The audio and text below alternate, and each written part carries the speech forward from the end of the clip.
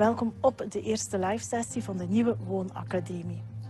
Met de Woonacademie onderzoekt de provincie Limburg concrete woonthema's die vandaag steeds vaker het traditionele wonen doorbreken. Samen met het Limburgs werkveld gaan we op zoek naar vernieuwing in alle facetten van wonen, aangepast aan de woonnoden.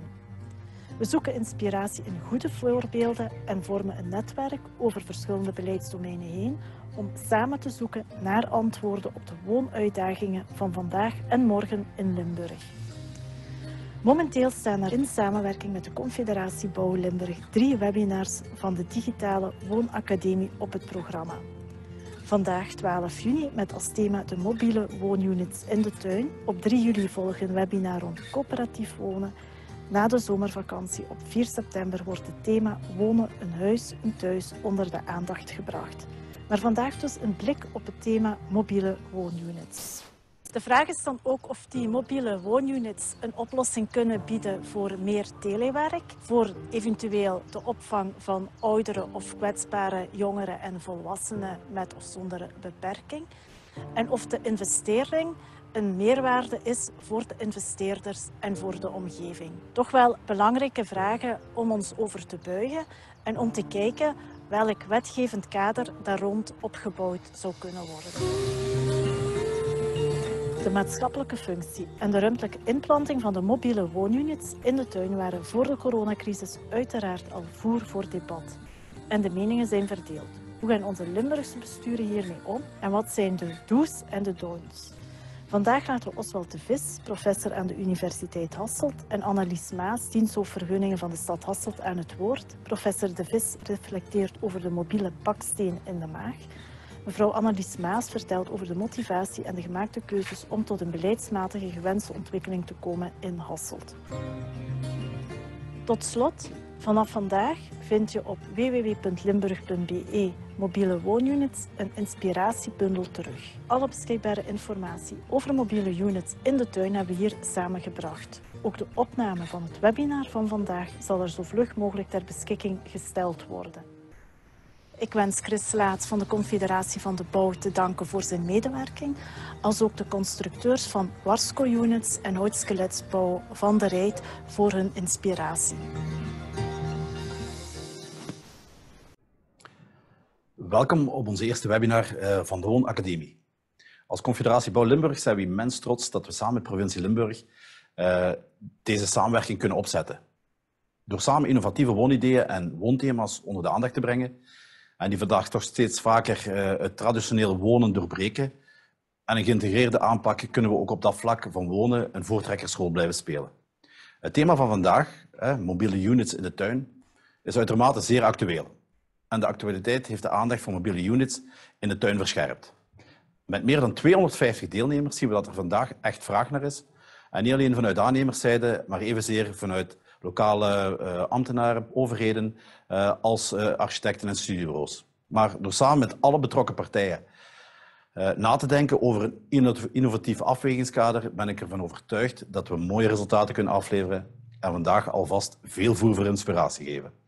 De webinarformule laat ons toe om een groot publiek te integreren. En we zijn vandaag met meer dan 250 mensen. Dus stel gerust al je vragen via de Q&A. Het is een ander systeem dan in een publiek live te zitten, maar heel wat minder hinder om vragen af te vuren naar de sprekers. De sprekers proberen hier zoveel mogelijk op in te spelen, maar gezien de tijdspanne heel beperkt is en het grote aantal deelnemers, kunnen we niet alle vragen live behandelen. De vragen worden nadien individueel zeer zeker behandeld. Nu, jullie kunnen bepaalde vragen hoger of lager gaan brengen door het duimpje te gebruiken op jullie scherm. We sturen jullie nadien zeker ook een link van de webinar, waar je dat allemaal op rustig kunt gaan herbekijken, samen met de presentaties. Dus je hoeft eigenlijk niet alles te noteren. Neem gerust een drankje en zet je comfortabel in je zetel of achter in je kantoor. Ja?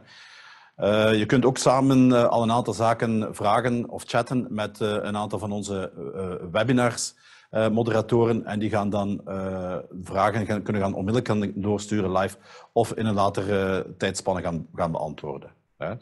Ik geef nu ook graag het woord aan Oswald de Vis van de Universiteit Hasselt. Ik ben overtuigd dat alle Limburgers en Vlamingen een baksteen in de maag hebben maar blijkbaar is die toch ook mobiel geworden. Ik ben er in ieder geval reuze benieuwd naar. Dank u wel voor deze mooie inleiding. Ik zou mijn verhaal willen opbouwen rond een spanning. Enerzijds de toenemende populariteit van de mobiele unit, waar zo net over gesproken is. Maar anderzijds ook een toenemende ongerustheid of zelfs weerstand tegen die mobiele unit in de tuin naast mij of een gemeente die er toch vragen bij heeft van de kwaliteit van zo'n unit. Voor ik mijn verhaal begin, een kleine poll. Jullie krijgen een minuutje. Wat mag er volgens u allemaal in een tijdelijke mobiele unit? Ja, vuur maar af. Je mag meerdere antwoorden aanduiden. Jullie hebben allemaal kunnen antwoorden. Dan zou ik willen doorgaan naar de volgende slide. Ik zie dat er 90% ermee eens is dat er zeker zorg, ja, gezien het thema vandaag lijkt me dat logisch. Ateliers voor hobby's scoren ook, toerisme, daar twijfelen een aantal mensen aan, en diensten ook prima.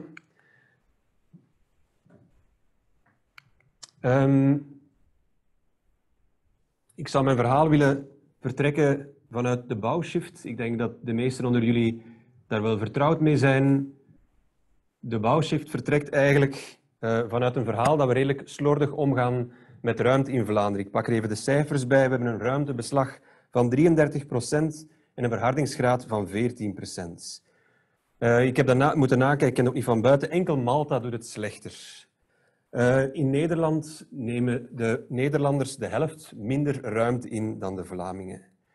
En jullie weten allemaal, ik denk dat ik voor een vertrouwd publiek spreek, is dat dat met een hoge maatschappelijke kost komt. Zoals jullie in deze slides zien, betalen we als samenleving 7 keer zoveel voor het onderhoud van wegen, nutsvoorzieningen en verlichting en zo verder. En in diezelfde studie, je kan de link onderaan zien, zal je ook vinden dat we voor mobiliteit 2 keer zoveel betalen in een verspreide omgeving dan in een meer geconcentreerde kernomgeving.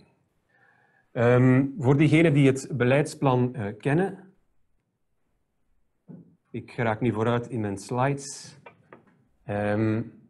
zul je zien dat Vlaanderen, maar ook de provincie in haar eigen beleidsplan, het beleidsplan Ruimte Limburg en Vlaanderen in het beleidsplan Ruimte Vlaanderen, daar een heel aantal ruimtelijke principes voor heeft ontwikkeld om iets aan dat kwistig ruimtegebruik te doen.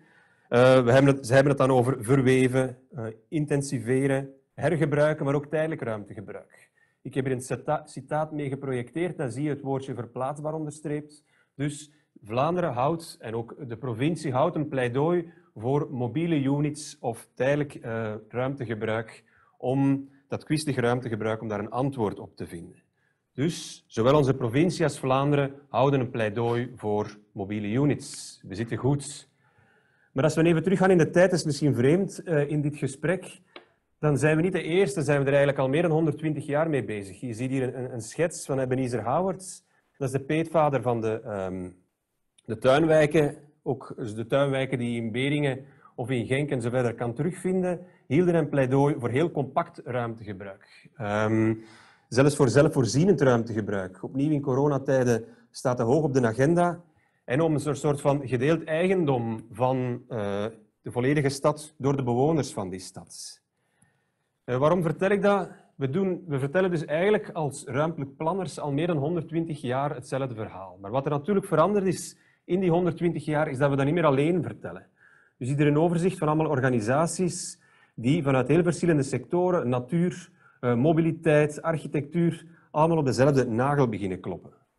Maar als we dus die steun ook onder andere voor zo'n tijdelijk ruimtegebruik en voor mobiele units altijd maar toeneemt, hoe komt het dan? En dat zie je in deze grafiek, is dat de Vlaming eigenlijk aan zijn manier van wonen, aan zijn woongedrag heel weinig wijzigt.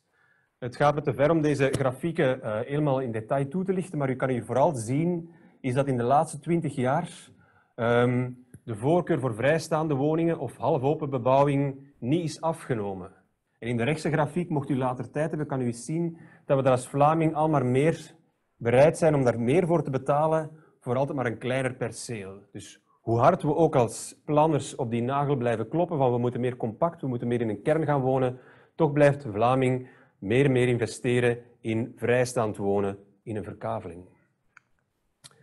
En wat moeten we nu doen? moeten we nu in die mobiele woonunit investeren om zo de bouwshift te ondersteunen? Of moeten we dat net niet doen, omdat de Vlaming die woonunit of die mobiele unit toch maar zal gebruiken om zijn bestaand woonmodel, het vrijstaand wonen, te blijven onderhouden?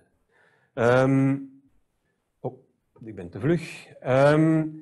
En er is geen eenvoudig antwoord, want met de steun voor de bouwshift van heel wat organisaties die ik daarnet heb laten zien, groeit bij heel wat mensen ook een serieuze weerstand. En dat gaat eigenlijk zo ver dat er een soort van polarisatie ontstaat tussen believers in het compact wonen en eigenlijk mensen die daar al maar een meer grondige hekel mee hebben. En je ziet hier een krantenartikel opnieuw, ik heb de link toegevoegd. En waar het eigenlijk op neerkomt is dat er een soort van angst ontstaat bij heel wat mensen van kijk, ze gaan onze privileges die we in de voorbije 50 jaar hebben opgebouwd, de privacy, het wonen in een rustige omgeving, in een groene omgeving, ze gaan ons dat toch niet afnemen en ze gaan ons toch niet allemaal in een kern laten wonen. Een soort van angst om kwijt te raken wat we hebben. En dat is een soort van polarisering die je ook ziet op andere thema's, zoals migratie of klimaat. Eenzelfde soort hevige reacties, al lang niet meer rationeel, krijg je bij het verhaal van de bouwshift en misschien ook wel bij de mobiele units. En wat kunnen we daaraan doen als je aan een soort van heel polariserend thema wil werken? Dan heeft het niet veel zin om op een soort van algemeenheden te blijven hameren. Om mensen te blijven bang maken met de meerkosten, maatschappelijke kosten. Wat je dan moet doen, is eigenlijk van heel concrete situaties vertrekken. Van hele concrete groepen, van hele concrete bezorgdheden. Ik geef u een voorbeeld. Een willekeurig, als je in Google intipt verkaveling en protest, krijg je ongelooflijk veel hits. En als je dan bijvoorbeeld, ik heb er één willekeurig uitgenomen, dan zie je eigenlijk dat de protest niet zozeer gaat tegen de nieuwe verkaveling, dus tegen verdichting op zich, maar tegen het feit dat die bewoners niet betrokken worden in het verhaal rond die verdichting, in het verhaal rond het aanbrengen van bijvoorbeeld die mobiele units. Wij kennen onze leefomgeving en je ziet ze allemaal staan. Daar zijn waarschijnlijk voorstanders van een bouwshift en tegenstanders tegen, maar die vinden elkaar in hele concrete uitdagingen, in hele concrete plekken. Dan worden meningsverschillen vergeten. Want die verkaveling, er is al jaarlijks of maandelijks een overstroming, er is al te veel autoverkeer en daar willen ze samen iets aan doen.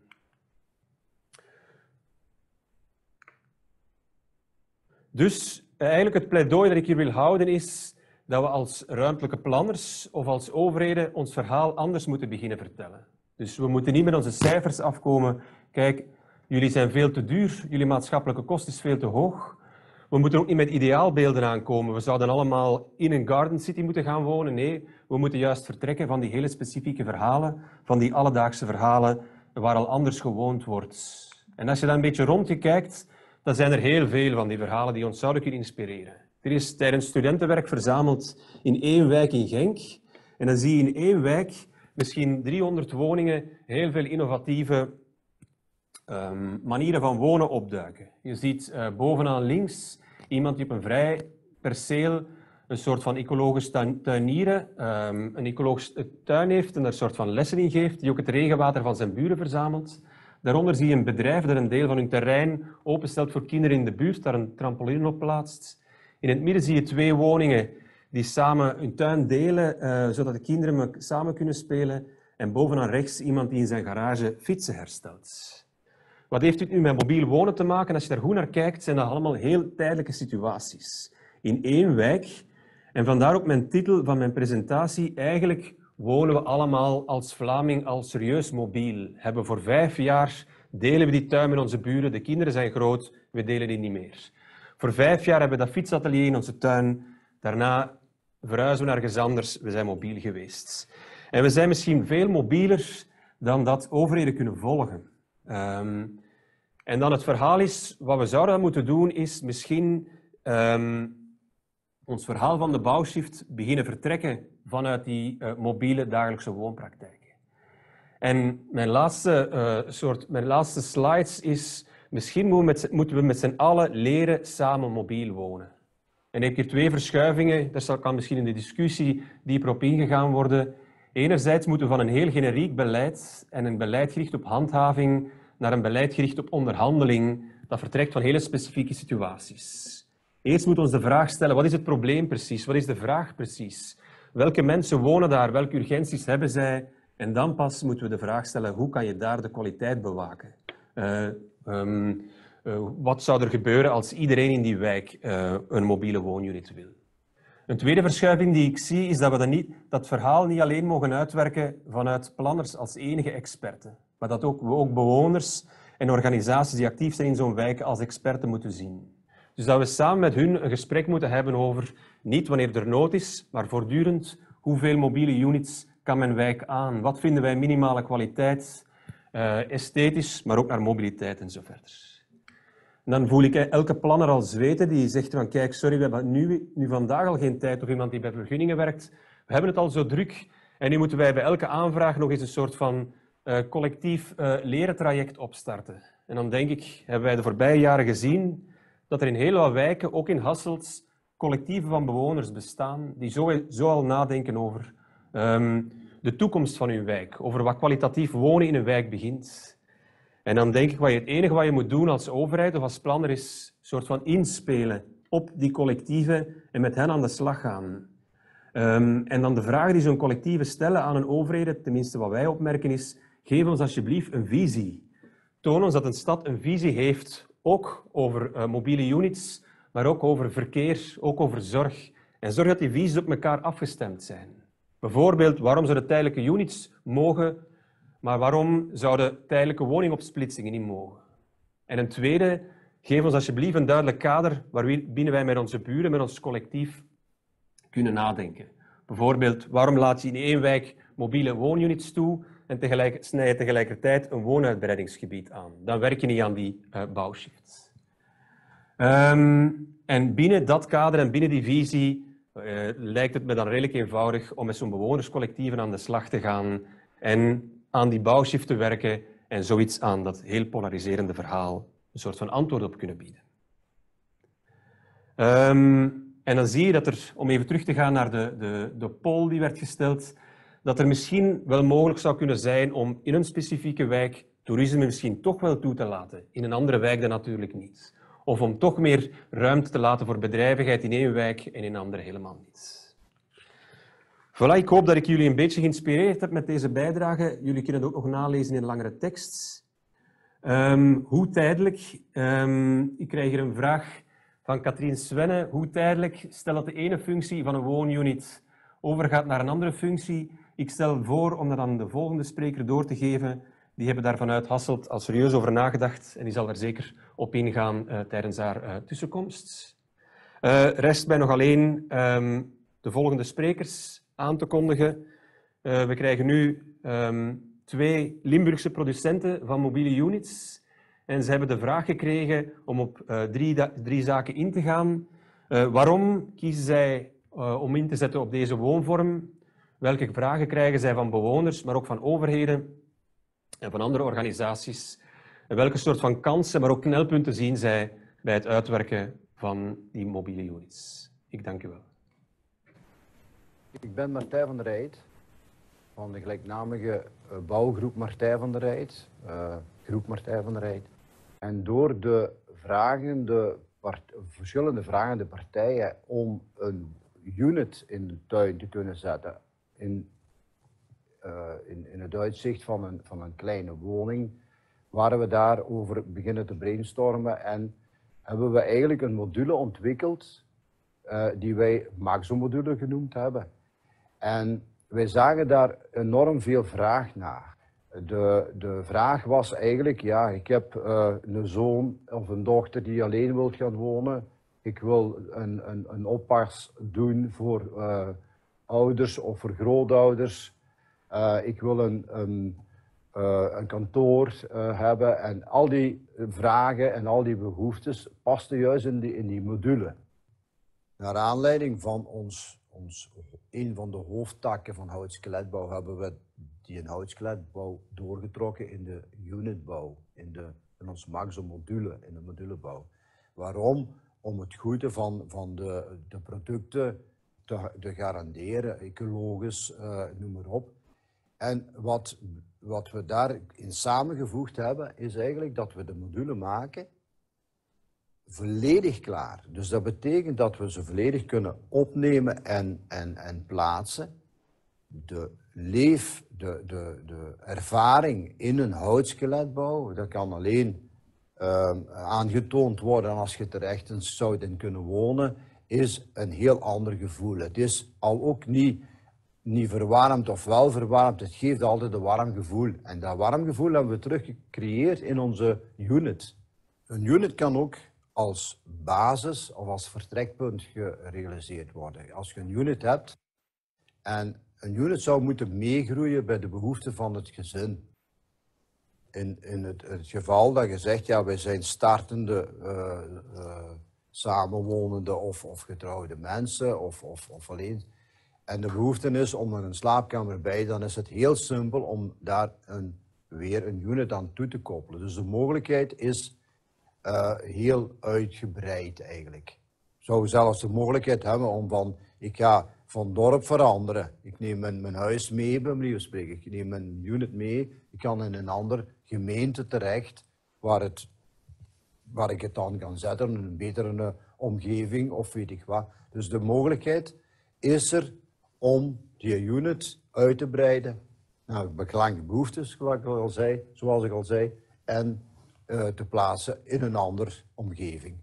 De modules die wij produceren, zijn geproduceerd op dezelfde manier als we een woning zouden produceren. Dus met al de voordelen van ventilatie, de lucht, vochtigheidsgraad, de temperatuur binnen, alles is aanwezig. Daarboven is het zo compact, alles zit erop en eraan, zo compact dat we eigenlijk het kunnen monteren op de werf of dat we gewoon achter de woning kunnen neerzetten, aansluiten en alles is af eigenlijk. Al de normen hebben we mee opgenomen in onze unit. Daarbij, ook omdat het compact is, hebben we besloten om het ook de ruimte zo goed mogelijk te benutten en toch geen gevangen gevoel te hebben, hebben we een open karakter met veel lichtinval en noem maar op. Want het is echt om in te wonen en dat je je comfortabel voelt eigenlijk ook.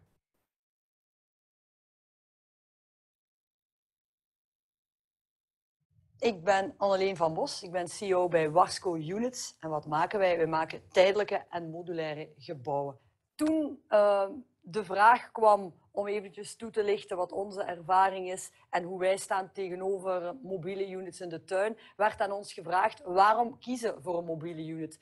Onze vraag bij Warsco is eigenlijk waarom niet kiezen voor een mobiel modulair gebouw. Het heeft heel veel voordelen. Het wordt geproduceerd op voorhand. Er is een snelle levering. Als je het gebouw niet meer nodig hebt nadien, komen we het terughalen en gaan we het op een andere plaats een nieuw leven geven. We zien eigenlijk twee verschillende groepen. Enerzijds hebben we de groep de oudere mensen die eigenlijk dichter bij hun kinderen willen wonen. Die zeggen, kijk, ik wil niet graag naar een bejaardentehuis gaan, maar ik wil toch in familiale context blijven wonen. Langs de andere kant zien we ook jonge mensen die zeggen, goh, zo'n duur appartement gaan huren, ik wil liever in de tuin bij mijn mama en papa blijven wonen, kan ik mijn was ook laten doen. Wat zien we dat bij hun heel belangrijk is? Zij willen enerzijds het tijdelijk karakter, zij willen dat niet voor altijd, maar een bepaalde periode. En daar zit bij hun ook een zekere emotionaliteit daarbij. En wat merken we ook bij deze groep? Zij willen volledig ontzorgd worden. Zij willen dat het in orde is wat er bij hun in de tuin geplaatst wordt. Zij zeggen, kijk, dit voldoet toch aan alle normen, dit is wettelijk in orde. Deze mensen willen eigenlijk niet meer al te veel gaan uitzoeken, maar zoeken echt een totaaloplossing. Daarnaast is er een tweede groep. Zij zijn op een hele andere manier ermee bezig. Namelijk, zij stellen onze manier van bouwen, van wonen in vraag. Zij zeggen, moeten we wel wonen op een stuk van 20, 30 jaar? Moeten wij wel een huis bouwen van 200 vierkante meter, waar we misschien de eerste paar jaar van ons leven maar met 2 inwonen? En zij zijn echt op zoek naar een alternatief, naar kleiner wonen. Zij zijn heel veel bezig met duurzaamheid. Er zijn toch wel 2 verschillende invalshoeken, waar we eigenlijk met units op alle 2 eigenlijk wel een antwoord kunnen bieden. We merken dat de mensen die bij ons over de vloer komen heel veel vragen hebben. Gaande van, heb ik een bouwvergunning nodig, want het is toch tijdelijk. Hoe groot mag zo'n unit zijn? Anderzijds vragen ze zich ook, mag ik mij domiciliëren op een unit? Hoe lang mag die blijven staan? Dan zeggen ze ook, goh, mag ik mijn domicilie daarop nemen, want ik heb op dit moment mijn pensioen, bijvoorbeeld een weduwepensioen. Gaat dat dan komen te vervallen als ik in de tuin bij mijn kinderen ga wonen? Dus de mensen hebben heel praktische vragen. Een andere vraag die we bijvoorbeeld ook krijgen is, hoe zit het met de aansluitingen, water, gas, elektriciteit? Ik wil wel in de tuin van mijn kinderen gaan wonen, maar ik wil toch ook nog wel zelf in mijn eigen onderhoud voorzien. En ik wil eigenlijk toch ook nog wel heel graag mijn eigen facturen betalen. Kunnen we die opsplitsing maken? Kan dat? Kan ik daar apart tv kijken of moet ik dat doen via de modem van mijn kinderen? Maar ook andere vragen. Goh, is een unit roerend of onroerend? Welke lening kan ik hiervoor aanvragen? Hoe kan ik dit allemaal realiseren? En we merken daar dat het heel moeilijk is om op die vragen een antwoord te geven, omdat het heel specifiek is en dat we ook nergens een aanspreekpunt hebben waar we daarmee terecht kunnen. En dat is wel een beetje jammer. Dus de vragen zijn zeer uiteenlopend en heel specifiek, situatie per situatie, verschillend. In september vorig jaar hebben wij een nieuwe woonunit gelanceerd, Cocon. Dat is eigenlijk een unit van 4x12, 48 vierkante meter, waar eigenlijk alles in zit wat iemand nodig heeft om comfortabel te leven. Na deze lancering hebben we gemerkt dat er heel veel vragen van waren. Van particulieren, van bedrijven, maar eigenlijk ook heel veel van steden en gemeenten. We merkten bijvoorbeeld dat we gebeld worden door overheden die eigenlijk vragen aan ons stellen van, goh, kan dit, mag dat? Wat dan, wat ons betreft, soms ook een beetje de omgekeerde situatie is. Wij als producent denken dat we een heel mooie oplossing kunnen bieden, maatschappelijk gezien, en dat we daar ook een heel mooi product voor kunnen aanbieden. Langs de andere kant is het voor ons ook moeilijk als we zelf gecontacteerd worden en er wordt aan ons gevraagd, ja, kunnen jullie die unit dan komen weghalen? Hoe moeten we die vergunnen? Is die permanent? Is die onroerend door bestemming? En daar merken wij dan toch ook wel dat we zeker niemand fout willen informeren, maar dat wij het ook wel nodig hebben, niet alleen wij, maar ook de mensen die bij ons zijn, dat er wel een beetje duidelijkheid over is. Anderzijds merken we ook heel grote verschillen. Er zijn gemeentes die hier al mee bezig zijn en die dit concept genegen lijken. Er zijn andere gemeentes waar ze misschien wat verder of wat minder ver staan. Wat voor ons, en ik denk ook voor de maatschappij, moeilijk is, dat het een beetje willekeurig lijkt op dit moment. In gemeente A kan het wel, maar 5 kilometer verder in gemeente B kan het dan weer niet. En dat zou voor ons wel fijn zijn als we daarop wat meer duidelijkheid hadden. Ja, goedemiddag iedereen. Ook op mijn beurt wil ik jullie van harte welkom heten op deze webinar. Ik ben Annelies Maas, diensthoofd vergunningen bij de stad Hasselt. En op initiatief van onze schepen, bevoegd voor ruimtelijke ordening en woonontwikkeling, zijn we ermee aan de slag gegaan om een railgevend kader uit te werken voor de plaatsing van tijdelijke mobiele zorgunits in de tuin. Hoe zijn we daartoe gekomen? Wel, eerst en vooral stellen we vast dat heel wat mensen die vandaag de dag hulpbehoevend zijn, dat die niet langer een beroep willen doen op traditionele hulpinstanties of de traditionele zorgverlening, zoals bijvoorbeeld een verblijf in een woonzorgcentrum. De redenen daarvoor zijn uiteenlopend, gaande van een te hoog kostenplaatje tot anderzijds lange wachtlijsten of anderzijds ook wel een verbeterde dienstverlening aan huis. Vandaag de dag is het zo, wanneer mensen hun familieleden thuis willen verzorgen, thuis willen de nodige zorgen toedienen, dat kan uiteraard op basis van een zorgwoning. Vandaag de dag is het al mogelijk om binnen een bestaande woning een ondergeschikte wooneenheid te creëren, dus een zorgwoning te creëren. Zo'n zorgwoning is meldingsplichtig, dus u moet daar melding van doen bij de gemeente. Plus, de Vlaamse overheid heeft vandaag de dag daar wel degelijk toepassingsvoorwaarden aangesteld. Er zijn wel een aantal nadelen bij die zorgwoning, met name om zo'n zorgwoning, om zo'n ondergeschikte wooneenheid te creëren binnen een bestaande woning, moeten er vaak aanpassingen en verbouwingen plaatsvinden. Daar hangt vaak ook wel een zeker prijskaartje aan vast, dat ook niet voor iedereen is weggelegd. Daarnaast merken we toch ook wel dat er een zekere aantasting is van de privacy, wanneer vader en moeder, grootouders, kleinkinderen bij elkaar wonen, dat toch sommige mensen een beetje op de heupen werkt, dat daar toch een beetje zorg is qua privacy.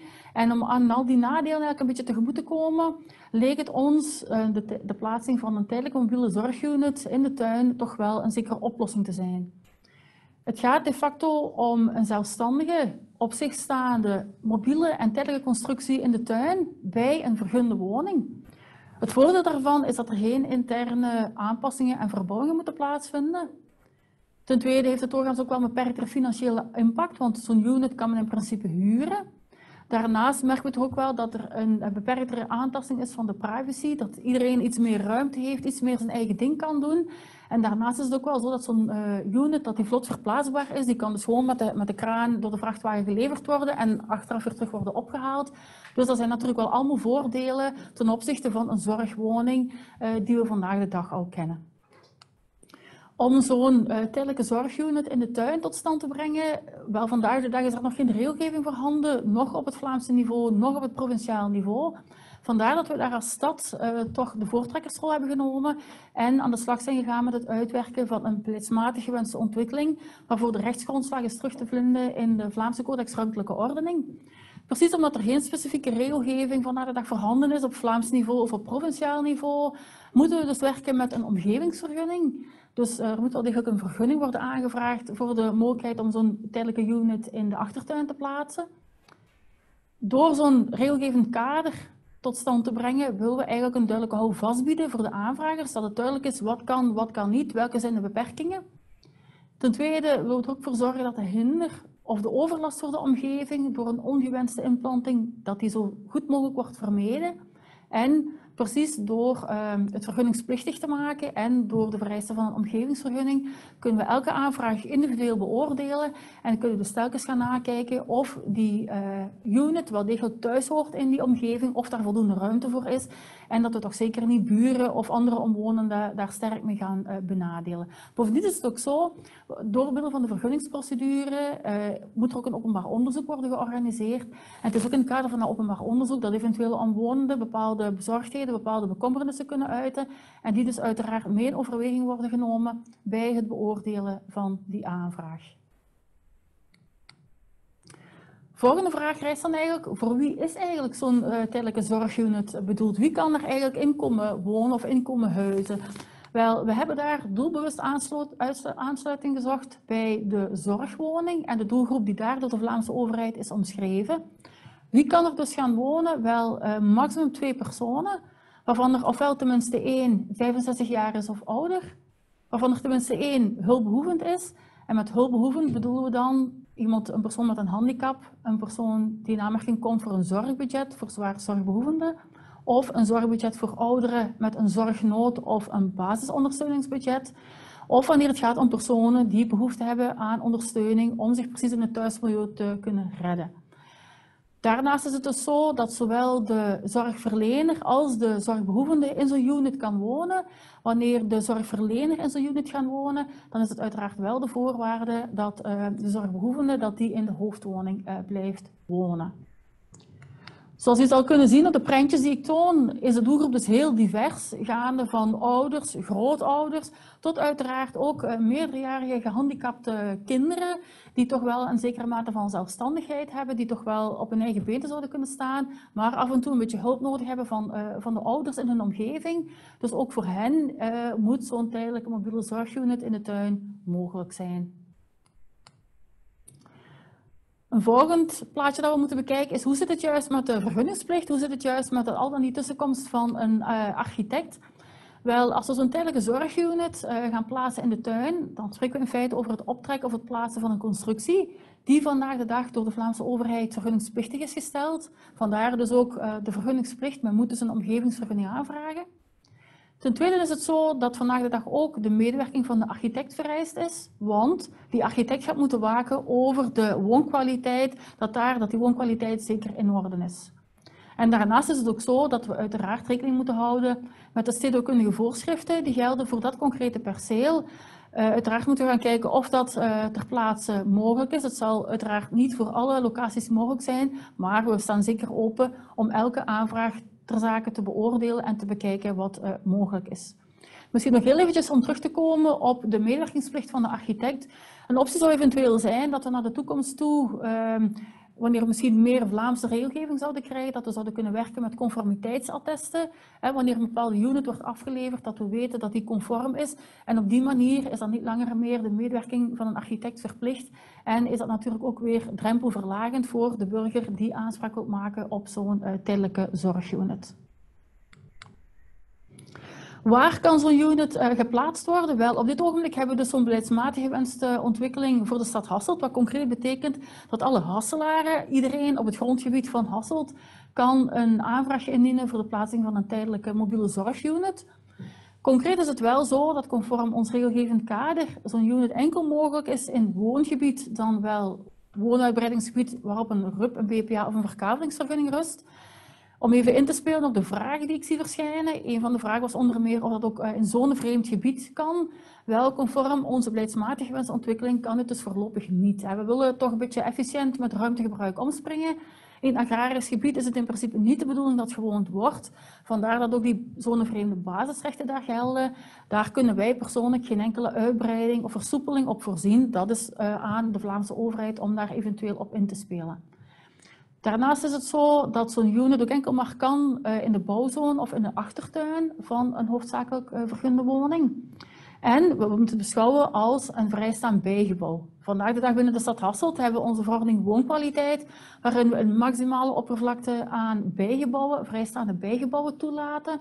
Uiteraard moeten we daar gaan kijken of dat op die manier de ruimtekwaliteit nog gewaarborgd wordt en dat we zeker geen overlast of hinder voor de omwonenden bezorgen. Laat het duidelijk zijn, elke vraag wordt dus afzonderlijk beoordeeld en bij elke vraag gaan we eigenlijk kijken of die unit daar op die locatie kan ingepland worden. Met elke aanvraag willen we zeker aan de slag gaan en we willen zeker kijken of daar mogelijkheden zijn. De bedoeling is in elk geval om het een zo ruim mogelijk toepassingsgebied te laten kennen. Een tijdelijk karakter. Een tijdelijke zorgunit, daar is het echt wel van belang dat het gaat om een tijdelijk karakter en dat het niet een permanente constructie is. Vandaar dat in ons regelgevend kader ook duidelijk is uitgeschreven dat het moet gaan om een vlot wegneembare en verplaatsbare modulaire unit die enkel voor een tijdelijke vergunning in aanmerking komt conform het decreet omgevingsvergunningen. Dus het is met andere woorden niet de bedoeling dat mensen betonvlakken gaan gieten, dat mensen zelf iets in elkaar gaan knutselen. Het is echt wel de bedoeling dat het gaat om modulaire units die geplaatst worden, waarbij we er zeker van zijn dat die ook vlot kunnen verplaatst worden en dat het eigenlijk niet gaat om een nodeloos permanente aantasting of ruimteinname. Daarnaast is het ook zo dat dus die unit enkel maar wordt verleend, of die vergunning maar wordt verleend tot op het tijdstip van de beëindiging van de zorgrelatie, met een absoluut maximum van 10 jaar. Stel bijvoorbeeld dat op een bepaald ogenblik de grootouders of de overgrootouders komen te overlijden en er is niet meer voldaan aan de toepassingsvoorwaarden, wel dan wordt die unit in principe van rechtswege onvergund en zal die unit in principe na 3 maanden of binnen de termijn van 3 maanden moeten verplaatst worden. Uiteraard staat niets eraan in de weg dat bijvoorbeeld een andere grootouder in die unit wil gaan wonen. Dan dient u een nieuwe aanvraag in te dienen, wordt die opnieuw beoordeeld en kan die opnieuw in aanmerking worden genomen. De unit wordt bij ons maximaal vergund voor een absoluut maximum van 10 jaar. Maar we zien wel een schakelmoment, met name op het ogenblik van 5 jaar. Dan moeten toch terug de nodige bewijsstukken worden voorgelegd, waaruit blijkt dat nog steeds aan die toepassingsvoorwaarden is voldaan. De bedoeling is vandaag toch een beetje de vinger aan de pols te kunnen houden en een en ander toch een beetje te kunnen opvolgen. We willen uiteraard ook wel vermijden dat zo'n tijdelijke zorgunit na verloop van tijd onbedoeld zou omgevormd worden tot fuifkot of tot garage of tot bergplaats. Dat is absoluut niet de bedoeling. Vandaar dat we daar toch een beetje toezicht op willen houden en vandaar dus het schakelmoment achter 5 jaar om daar toch een beetje een en ander te kunnen opvolgen. Het tijdelijk karakter, niets staat er uiteraard dan in de weg dat na die 10 jaar een nieuwe vergunningsaanvraag wordt ingediend. We raden het dan uiteraard wel aan om tenminste 6 maanden voor het verstrijken van die vergunningstermijn een nieuwe aanvraag in te dienen. Anderzijds wordt de zorgrelatie voor die 10 jaar beëindigd, wel dan dient u daar schriftelijk melding van te maken aan de dienstbevolking van de stad Hasselt en moet dus de constructie in principe binnen de 3 maanden verwijderd worden. Blijft zo'n constructie dan toch nog staan, wel, dan wordt die constructie automatisch van rechtswege onvergund en dan zal er ook een handhavingstraject worden opgestart.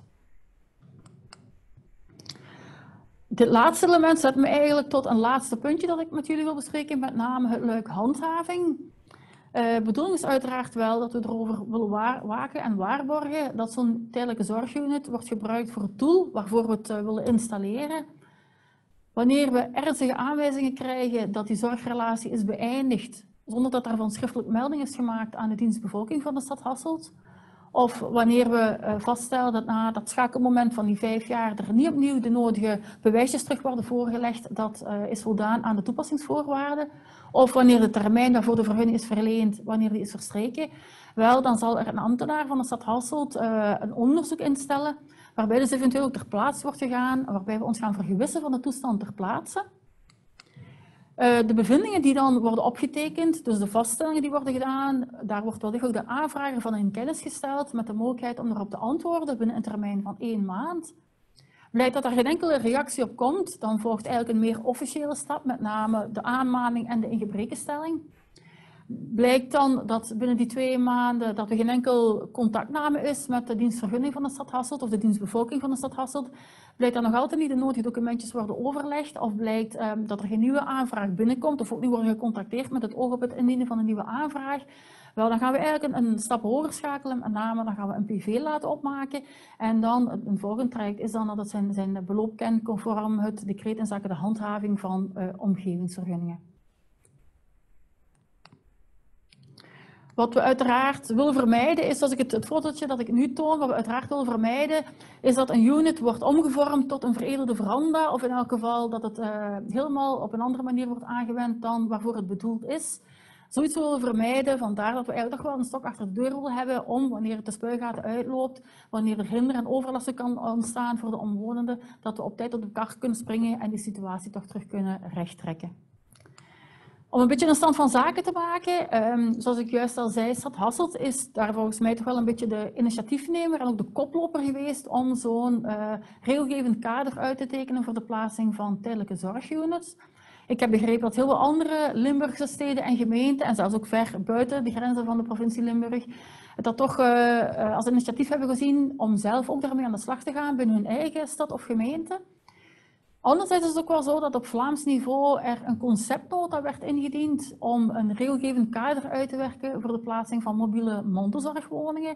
Dus dat is ook iets, een procedure die lopende is op het niveau van de Vlaamse overheid. Er zijn al besprekingen lopen, er zijn al hoorzittingen geweest waar verschillende betrokken personen in dat vakgebied hun mening, hun standpunt hebben kunnen meedelen. En dat brengt me dan ook toe tot de volgende polvraag. Met name, wie van u vindt dat een tijdelijke zorgunit mogelijk moet zijn in iedere gemeente? Vandaag de dag is het zo dat een gemeente daarmee aan de slag kan gaan of niet mee aan de slag kan gaan. Ik zou graag van jullie weten van oké, wie vindt er dat er in elke gemeente het mogelijk zou moeten zijn om zo'n tijdelijke zorgunit in de tuin te plaatsen. Ik geef jullie nu een minuutje de tijd met de bedoeling dat jullie kunnen antwoorden. Het antwoord is eigenlijk vrij simpel. Ik vind van wel of daarentegen ik vind van niet. Daarnaast kan ik misschien een beetje van de gelegenheid gebruik maken om al een beetje in te zoomen op de vragen die er intussen tijd zijn gesteld. Misschien als we het kadertje nog eventjes kunnen wegklikken, dan zijn de vragen misschien een beetje duidelijker leesbaar. Voilà. Ik stel onder meer vast dat de vraag ook onder meer is van hoe zit het juist met al dan niet een apart huisnummer. In ons regelgevend kader, en dan spreek ik echt wel voor de stad Hasselt, kennen we uiteraard een afzonderlijk huisnummer toe, met name een code, en dan gaat het om de T-code van tijdelijk, om precies ervoor te zorgen of te vermijden dat inkomsten van de verschillende bewoners van de hoofdwoning en de ondergeschikte unit, dat die zouden samengeteld worden. We willen uiteraard aan alle tijden vermijden dat mensen uitkeringen mislopen doordat men in de tijdelijke zorgunit bij iemand anders in de tuin verblijft. Vandaar dus een aparte code of een apart huisnummer. Ik heb ook al wel de vraag gekregen van oké, kunnen wij dan ook gewoon de code Z toekennen? De Z is de code die vandaag de dag wordt toegekend voor de zorgwoning. Wel, Z kunnen we helaas niet gebruiken, want als we de code Z zouden gebruiken, dan zouden we daarmee heel veel verwarring zaaien met de zorgwoning, waar ook de Z-code aan wordt toegekend. Dat is iets dat op Vlaams niveau wordt geregeld en georganiseerd. Dat zou er te veel verwarring zijn, dus de code Z kan je zeker niet gebruiken. Maar vandaar dat wij dus gekomen zijn bij de code T, de T van tijdelijk. Om misschien eventjes terug aansluiting te zoeken bij het resultaat van de poll. Wel, ik heb begrepen dat 98% van de toehoorders, van diegenen die het webinar volgen, dat die toch wel voorstander zijn van zo'n tijdelijke zorgunit in de tuin. Wel, ik denk dat dat een zeer duidelijke hint is, een zeer duidelijke initiatief is, of een duidelijke aanzet is voor zowel de verschillende gemeenten die eventueel nu meevolgen, als ook op het Vlaamse niveau, eventueel provinciaal niveau, om daar toch echt op de kaart te springen en daar toch echt wel mee aan de slag te gaan om er werk van te maken, om zo'n regelgevend kader uit te werken voor de plaatsing van minstens tijdelijke zorgunits in de tuin, zoals de stad Hasselt dit heeft gedaan. Ik stel voor dat ik nu terug het woord verleen aan Chris. Dankjewel. In eerste instantie bedankt aan alle sprekers. In eerste instantie het enthousiasme van de sprekers, maar ook het enthousiasme van de provincie Limburg om samen met ons als Confederatie Bouwen deze woonacademie op te zetten, maar ook zeker aan alle deelnemers. Als ik goed gezien heb, en ik heb juist de laatste poll kunnen volgen, 98% instemming, denk ik dat daar zeer gauw verder werk van moet gemaakt worden, zodanig dat we daar een regelgevend kader kunnen gaan vormen. Maar dat is een persoonlijke mening van mij. Uit de vragen en interesse blijkt eigenlijk ook duidelijk dat het verhaal van mobiele units zeker nog niet af is. We willen hier graag verder op ingaan. Suggesties blijven altijd welkom. Als je ze nog niet gestuurd hebt via de poll of via de vraagstel via de Q&A. Jullie mogen ons die nog altijd in een later stadium bezorgen. Naar ons als Confederatie Bouw Limburg of zeker ook naar de dienst van wonen van de provincie Limburg. Ja. Alle info vandaag samen met de opname en onze contactgegevens worden nog met jullie gedeeld en komt ook op de websites van de provincie Limburg en Confederatie Bouw Limburg te staan. Ook de sprekers van de studiedag van 25 maart, als deze van vandaag, zijn zeker bereid ook nog om een antwoord te formuleren op al jullie vragen. En wees gerust, al jullie vragen die wat niet beantwoord zijn geweest, komen eerstdaags nog wel met een gepast antwoord. Wij zijn blij vandaag om ook nog 2 nieuwe webinars aan te kondigen van de Woonacademie. Eentje op 3 juli, Wooncorporatie, een model tussen huren en kopen. En eentje op 4 september, Wonen, een huis, een thuis. Schrijf jullie zeker in als het nog niet gebeurd is, niet te missen. En wij hopen jullie terug met zoveel opnieuw te zien en mogelijke vragen en antwoorden te gaan beantwoorden. Rest me alleen nog jullie een prettig weekend te wensen. Geniet van de zon in jullie tuin en hopelijk binnenkort een tuin met een woonunit in. Dankjewel en tot ziens.